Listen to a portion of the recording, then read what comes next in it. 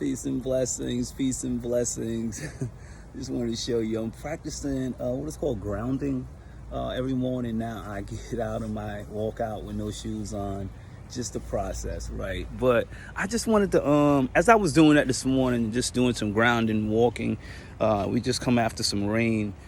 The grass is kind of moist, but just walking with no shoes on, just relaxing, almost like a carefree, right? But I was just thinking, like, there are so often formerly incarcerated people, individuals who live violent lifestyles, meaning, living in a gang culture, coming from a household of violence and different things like that.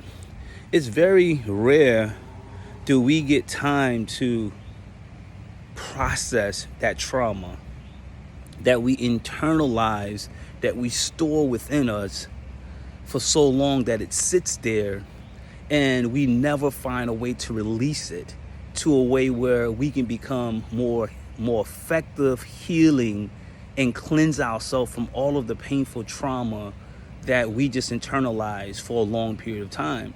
So as I was just walking with no shoes on, feeling, just reminiscing my childhood, feeling the texture of the earth. And it just caused me to think about my own personal trauma. Being in a violent environment and shootouts, fights, clubs where you always tensed up. You're like, I lived for a long time very tense. Like very tense, because I didn't know when it was going to kick off, when something was, I needed to be ready. And then I went to prison for murder, and I went from a hot environment to an extra hot environment, which was the prison environment. It was like really intense for like years. This is how I like really, was real tensed up every day. You couldn't smile, you couldn't do anything. You always had to be on point in prison.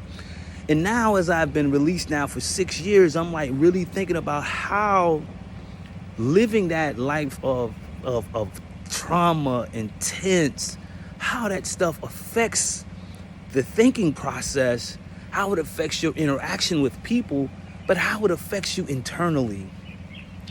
So this is why I just started practicing grounding.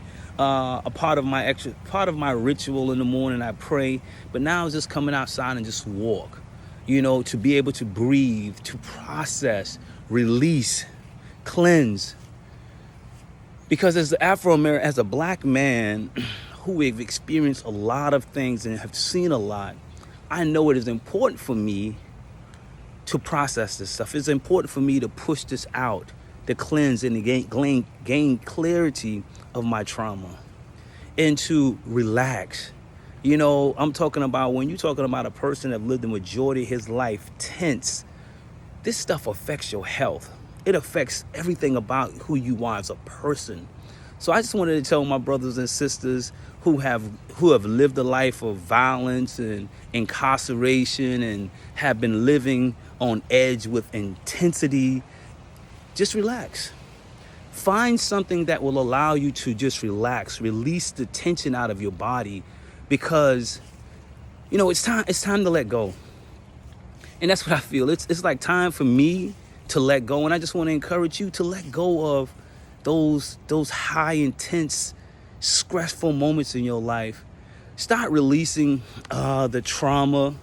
Start finding healthy ways to process your trauma that is affecting you, man. That is really holding you back from being who you need to be. And like I said, for me, I love it. I'm out. I love it. I'm enjoying this opportunity just to release. So my words of encouragement today to my family and my friends and those who follow me on social media platforms: release, get it and throw it away, because it's important that you do that. Because if not, you're going to continue to hold yourself back, and it's going to keep you from doing what you need to do.